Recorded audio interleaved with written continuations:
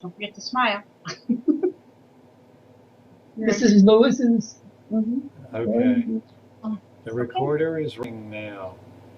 Now you're being recorded for, hundreds of years from now, people will be able to look back at this tape, at this recording, and see you telling about your war experiences, Eddie. You're going to be immortal. I'm immortal anyway. Nobody can take away what I was in the war. All right. I got a story you could never believe. All right. Let me ask you a couple of questions before we get started with your war stories. One is, do you acknowledge that you are being recorded now? Right. Okay. I have to ask that question because you have to voluntarily agree to being recorded. There are, if you want to put any restrictions on this recording, you can do so. We can talk about that later if you desire to put any restrictions. You can decline to answer any questions that I ask. You don't have to answer. If anything makes you uncomfortable about answering, don't hesitate to do so. Right. All right.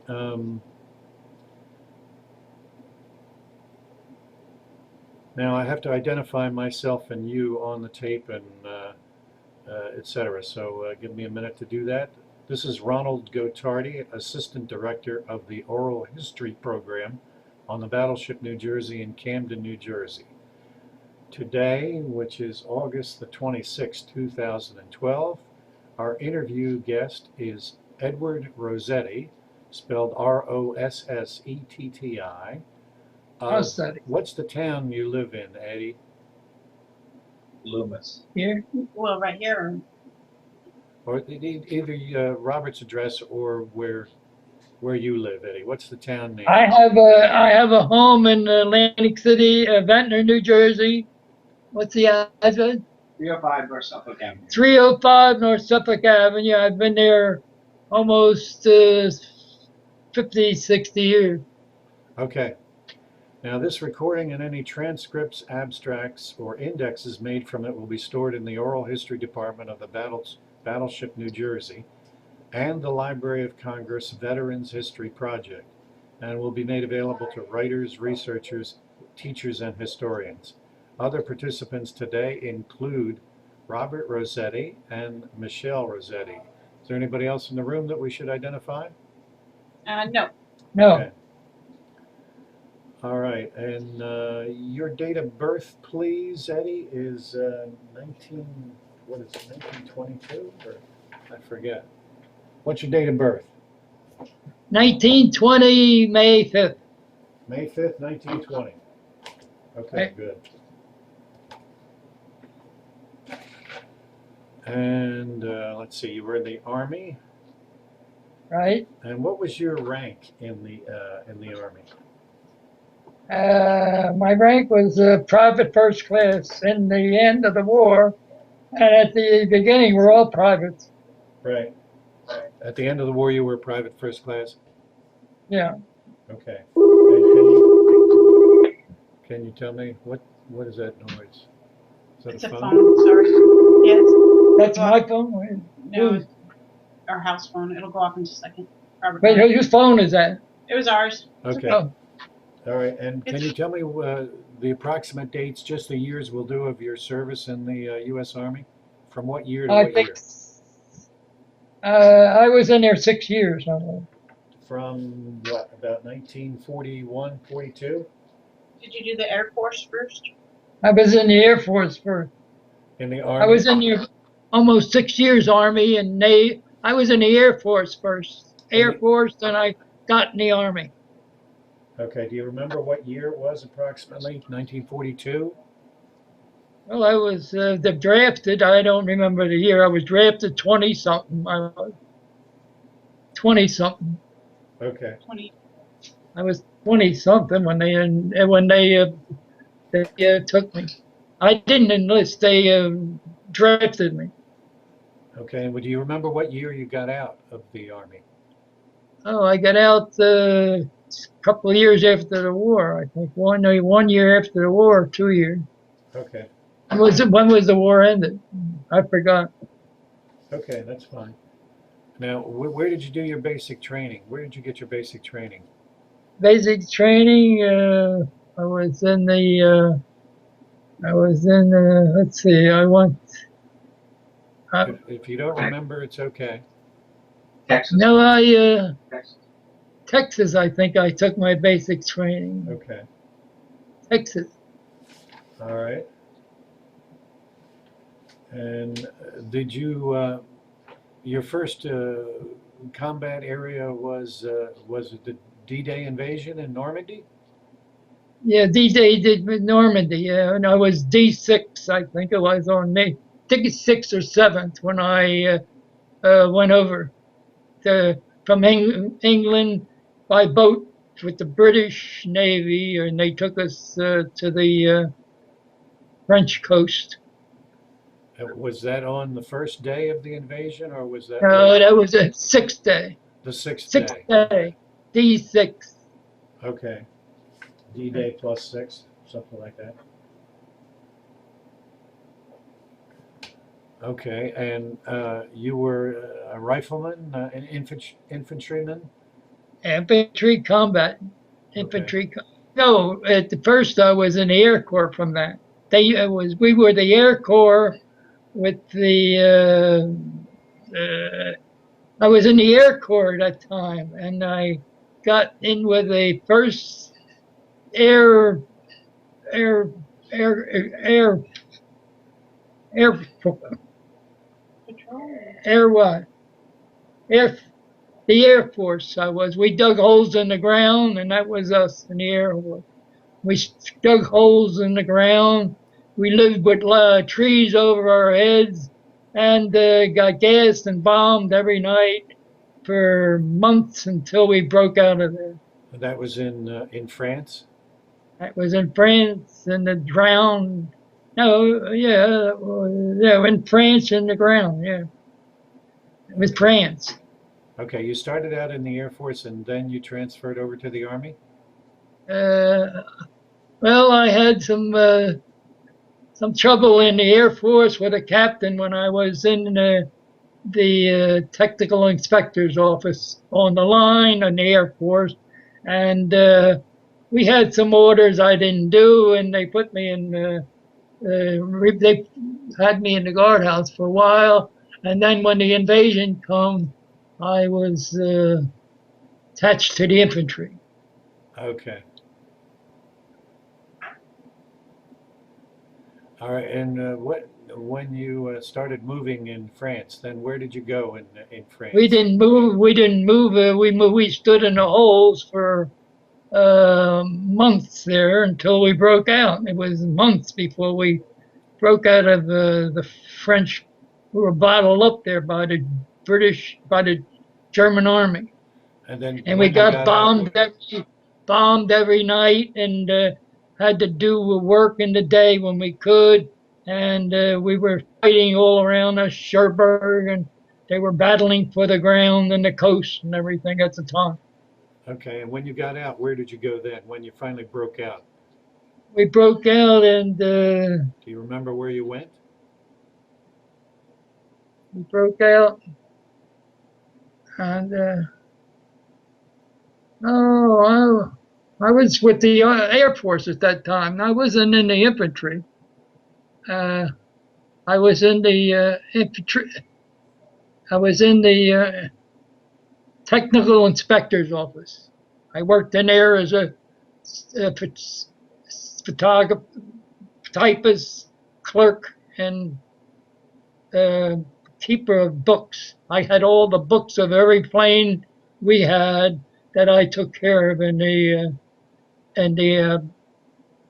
office. And was that in England or was that in France? I don't remember what it was in England. In England? I don't remember if that was in England or France. All But right, I'm getting mixed. I thought you said earlier that you were in the Air Force in England. Well, I was in the Air Force first. In England.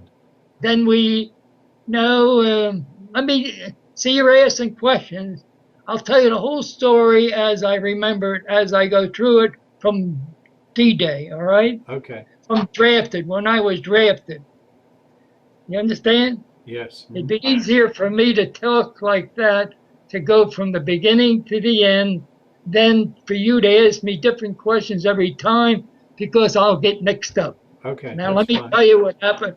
Let me tell you the story of my career in the Army. I'll start now.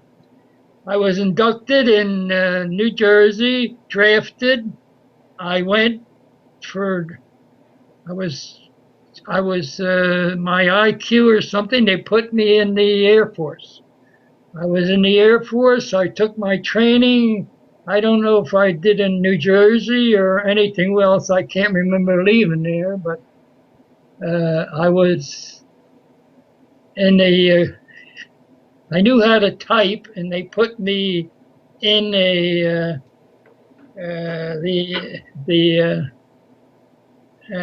office in the airplane parts and every part of any airplane. I knew how to type, and it kept me in the office, and I run the office for the Air Force.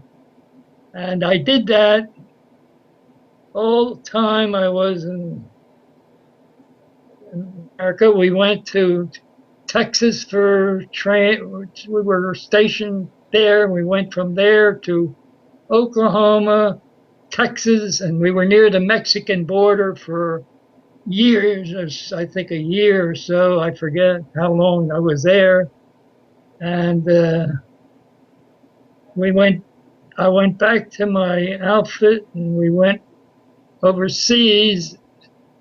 And when we went overseas, we were in England for for years. I was there working in the office, and when I was working in the office, I had trouble with my captain. I took his bicycle into town and lost it. And I went back, and he was mad at me, and then everything was ruined there. I had to go back. I found the bicycle though, and I brought it back to him, but things were never the same in the office.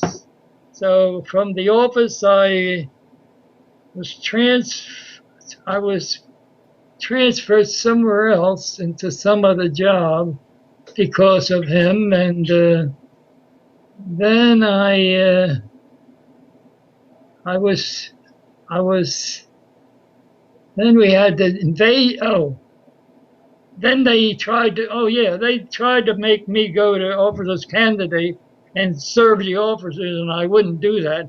So they put me in the stockade for a while, and while in the stockade, the war broke out and D-Day come up, so they took me out and placed me with another unit, and I was attached to them, and we went over as infantry combat. I had some few trainings, maybe a little bit of training, and I was there in D6.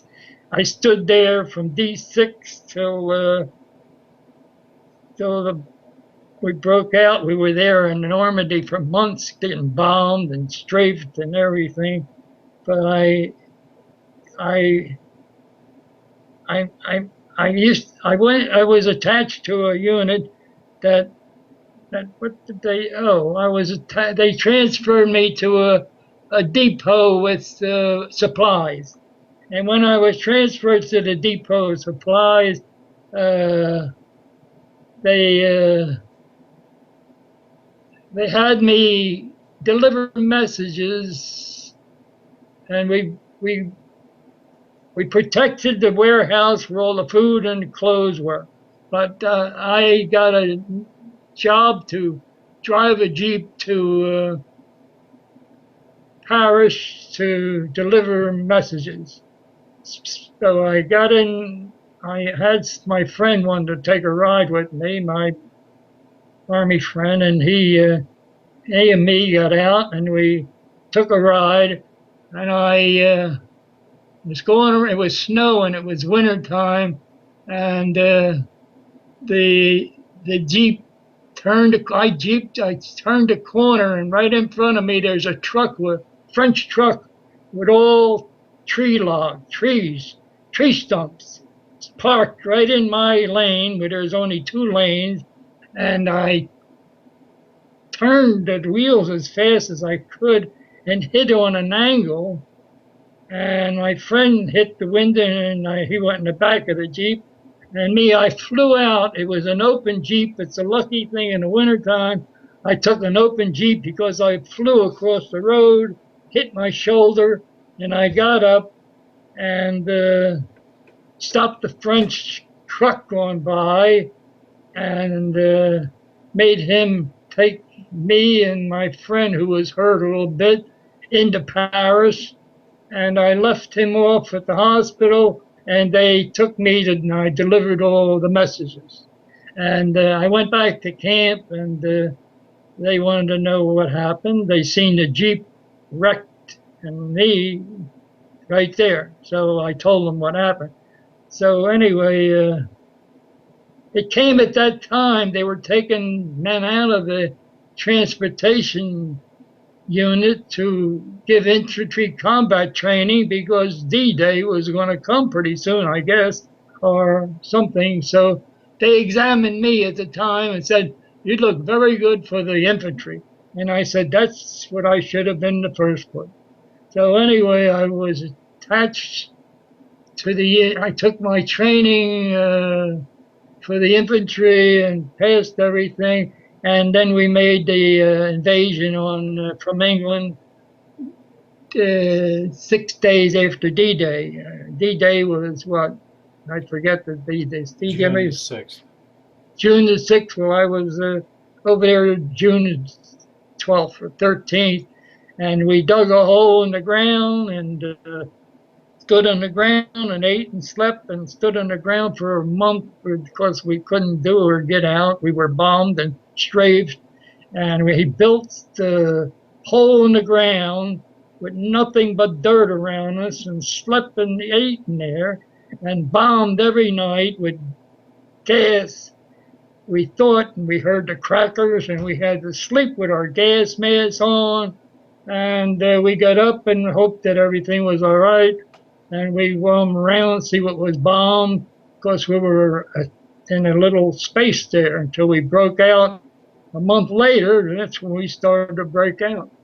And then I went with my outfit along the coast. We were attached to the British Army, and my army was the 8th Division.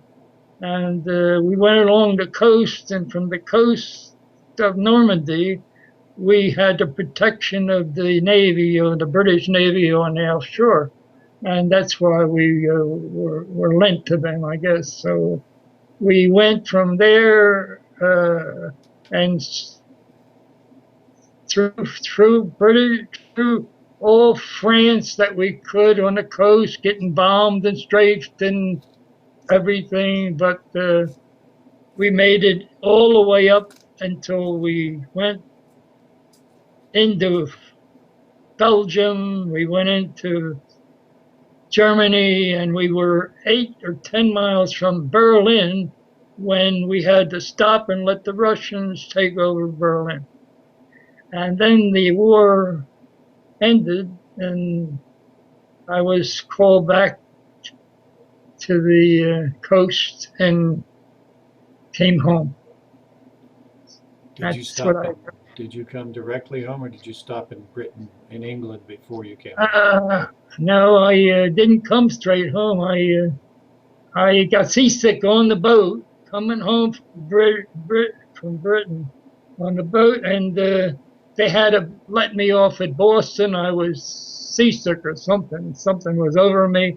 They had to take my barracks bag and deliver it to the hospital. So my unit went on, and I stayed in Boston. And after I stayed in there a while, a month maybe, or whatever it took to get me better, they gave me leave to go to Atlantic City, New Jersey, where I live. And I took the leave, and while I was home, I think the war ended or something. Yeah, I think the war ended while I was home. So you Right? never had to go back then? Never. Well, I went back for discharge Okay. later. Where I did you go went. for discharge? I went to. I think it was Trenton. Trenton was the place I went. Wherever they had the nearest army base. Trenton, I think. Somewhere in Trenton. Did you, in your travels in France, did you encounter any Germans? Any German. We had Germans from Normandy till Berlin. We had Germans. Uh, we went through there and we Did you shoot liberated. any? Did you shoot We any of the enemy? I hate to tell you how many I shot at. That was months from the breakout in in Normandy till the war, and it was about a year. I guess we went along that coast, maybe more. I don't remember. But I was lucky. I gathered up 3 Lugers and put them in my barracks bag and took them home. Took them home. Did you form any lasting friendships in the army, Eddie? Not really. I didn't form many friendships in there, but women-wise, I did, but not men. I was pretty cocky about everything I did, and I stood up against the things I didn't like when officers said something, and I paid for it. But I went into the infantry and I fought as good as any one of them, and I got my medals, and I'm proud of them. But I did what I thought was right, not always what they thought was right. Because some things they didn't do right. And I still say it, they can't be perfect in the army. Right. Did you lose any friends in battle? Well, I didn't make many friends. Some I made, but most of the time I was protecting myself against anybody, because I felt like the army left me down. I had to be very careful what I did. And if I didn't watch out for myself, they would put me in trouble. And a few times they did, but I got out the way I wanted to. I did what I want and what I thought was right, because they're not right all the time. And I hate to tell you about some officers and some men, but that's life. Life, you can't make millions of men do the same thing. They're all different, all different. Eddie, did you experience, when Italy was on the German and Japanese side during part of the war, did you experience any hostility from your fellow soldiers because you were Italian? No, not that I was Italian. It's just some officers, how they get when they get to be an officer, they think they can do anything with you, and they can't. It's still a free country. With me in the army, I did everything I was supposed to, and more so. And I hate to tell you some of the things that happened, because some were a disgrace to the army, the men, and I don't like to talk about it against our country or men. You don't have to talk about it. But I know of a lot of things they did were not right, and I did everything the way I wanted to do it and the way it was right. Whether they wanted it wrong or not, they ain't going to make me do it. What did you get any liberty, any leave time while you were in Europe, so you could see some of Europe, or were you fighting right up until the time you left Europe? Well, I was fighting from Normandy up till Germany, and then we stopped the war. I Did you was fighting for our country everywhere I went, did and you get to see any of Europe other than the battlefields? I guess my question. we went through all the towns. We liberated everybody we were supposed to. We did what the army does: gain the ground and win the war. Do you remember the names of some of the towns you went through? Some of the towns we went through. Belgium, we went through the coastal towns, all the coastal towns along the way from Normandy along the coast was the British Eighth Army was supposed to. We were the Eighth Army. We were attached to them, and we were the Eighth Division attached to the British Montgomery's army. Okay. And Were you in the Battle of the Bulge? Battle of the Bulge. Oh no, I was the Battle of the Bulge. It was down in mid Germany. That wasn't near us at all. They were way far away. Okay. They were along the Rhine, all the way down the middle of Germany. We were along the coast because we had the British battleships protecting us all the time we were going down as much as possible. See what I mean? Yep. The Americans gave the British the task of guarding their own and us, but they had the battleships out there, and they fire so many miles in, 15 miles, 20 miles, that's all they fire. Yeah, the battleship New Jersey, which I'm a volunteer on, can fire a shell 23 miles with accuracy. That's a long ways. You can't even see where it's landing. How about when you had time to kill? What'd you do when you were in the Army?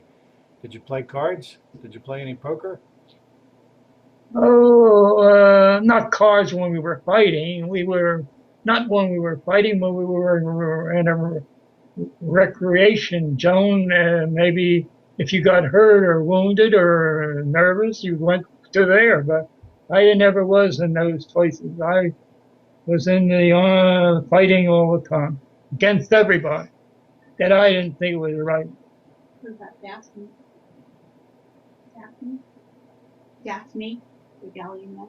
Huh? Daphne, the girl you met. Oh yeah, well I don't tell you about girls. Okay. So are there any romantic stories that you want to tell us about your time in Europe? Well, I left the son over there, which I made during the war, and I always send her money, and I asked her if she wants to come here to live with me, and she didn't want to come, and she didn't want to come over here, but my son come over, and I'm still in touch with my son from England, and I correspond with him up till today. We talk about old times. He came here one time and visited me in my house in Ventnor, New Jersey, and we had a good get together, and I send him money as much as possible. All right, Timmy was in the Navy. Your brother Timmy was in the Navy while you were Right. in the Army, right? Right. Do you remember what ship he served on? No, he was in the, I never contacted him because he was in the Pacific, I think. I never remember him saying he was in Atlantic. And I had another brother, Victor was in the Navy, and I never contacted him either because they were all on the West Coast, I think. I was on the East Coast. I never went to California. How about Charlie? He was in the Atlantic for most of his time on Right. a carrier. Yes. Oh, yeah, he was on an aircraft carrier. That was my brother Charlie. Yeah. And we corresponded, but we never met anywhere during the war. We never met. We would maybe write or something, but we never met. We have pictures still of them. And it says USS Ancon, aren't Ancor? So I had quite a while in the Navy, in the Army. But everything I did was good, and I thought it was good, and I made a good name for myself, and I did everything I was supposed to the way I did it. Sometimes I didn't agree with the Army's decisions, and I had to talk. It looks like Timmy was on the USS Ancon. Yeah. USS Ancon. So Uncle Timmy. I am spell that, Michelle. It's ANCON. Michelle, he's talking to you. What did he say to you? Michelle? Oh, got it. What are you referring to, Michelle? There's a picture of Uncle Timmy, and it says Yeah. USS I Ancon. but I never met them unless during the war. Yeah. I didn't know where they were, and I never met any of them. And we didn't write together either. Do you have any other information about Timmy during the war, Michelle? Well, Timmy was on uh, he was on one of my brothers was on an aircraft carrier. That was Charlie. He was on the USS Charlie. Ranger. Yeah, and Timmy was on Timmy, I got his picture right here. Timmy was on, what was he on? The USS Ancor, or Ancon, Ancon. Timmy was on the USS Anton. Ancon. Does it Anton. show the ship in the picture? Only a picture of him and his spell. Yeah. I don't know. Can we put it on the What does it camera? say? Will it show on the camera? Tell him about. Show me the picture if you would. Okay. And here's a picture of who's this Timmy? Okay. Here's Is a Robert? picture. Who's that? I think it's Timmy. Okay. Is Robert still in the room? No. Michelle, could you? Does he have a scanner, or does Ryan have a scanner?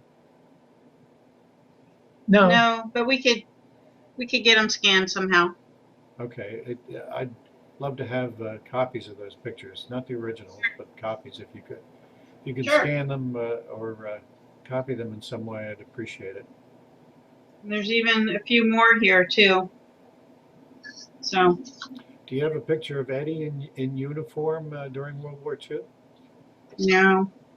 We couldn't. See, when I first went into war, I was in the Air Corps, and I wanted to fly a plane, and they had me in there, and I was in the Air Corps, and I was down in Texas next to Mexico during our training years, and they said they wanted to give me a glider, and I didn't want a glider, I wanted an airplane, so I forgot about that, and I just went in the office when they wanted me to go in there, and I took care of the office.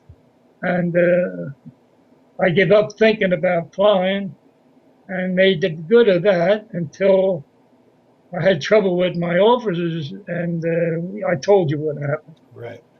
Eddie, do you remember Charlie was a skilled artist? Yeah, he was. And he did a lot of portraits, pencil sketch portraits of his shipmates in the Navy. Right. And we're putting together a group of those and putting together an exhibit of his art. And it's going to be displayed on the battleship New Jersey next year. Oh, that'll be nice. Yes, and we're also describing in that exhibit some of the contributions made by relatives of Charlie during World War II, including you. Right. So there'll be a short blurb about you and about Timmy and about Victor and about all the Ritchie boys who were in the service. Yeah, we had a lot of servicemen in there. Yeah. From our family. You did, and my father was included. My father was there too. Your father was there. I mean, no, we talked about the war a little bit afterward. Your father and me. Eddie, we're going to wrap up in a minute or two. All right. Let me just ask you, how do you think that your military service changed your life? How did it impact your life? Changed my life? Yeah. It made me very independent. Don't count on nobody. You have to make up your own mind. You can't do everything anybody says. And I was an independent construction worker, and I had my own business, and I didn't confide in people too much because I was double-crossed so much. Okay. Are there any other stories about your service during World War II that you want to tell us about that I didn't ask you about? Well, they would be only with them when we were caught many a time. How many times I was caught in the air raids in London when I was stationed and go there and in there all night until the bombing stopped. And oh, there could be so many individual small stories of different things that were worse than what I just told you, but I wouldn't want to talk about that. Okay. It was nice talking to you. Eddie, I'm glad. I appreciate you taking the time to talk with me. Yeah. And we thank you for your service during World War II, and we thank you for your time and talking to us now. I did everything they said I should do and more, and I wasn't afraid of nothing. That's great. You have good stories to tell. All right, Eddie, I have to sign off now. I'm going to just label the end of this tape saying that we've been interviewing Eddie Rossetti, who was a private first class in the U.S. Army. What division was it? The 7th Division or the 8th? 8th Division. I still got my jacket here with my award. I still have it. You show us your medal there, would you please? The medal you have on? Oh, Can you this hold is it up? Hold it up to the camera. invasion. This is the invasion medal. The D-Day invasion. Yeah. Did it say that on it? What's it say on it, Michelle? Oh, I'm sorry. Sorry. Sorry. That's my invasion. No, that's not very good. Sorry. Oh, it's all in French. Oh, okay. Liberation de la France, 1944, Normandy province. Normally the invasion medal, that is. Yeah. Put it. They give me that for the Normandy invasion. That's great. Okay, that's a good picture of it. Very good. And Thank they you very made much. me Thank you, Michelle. Sure.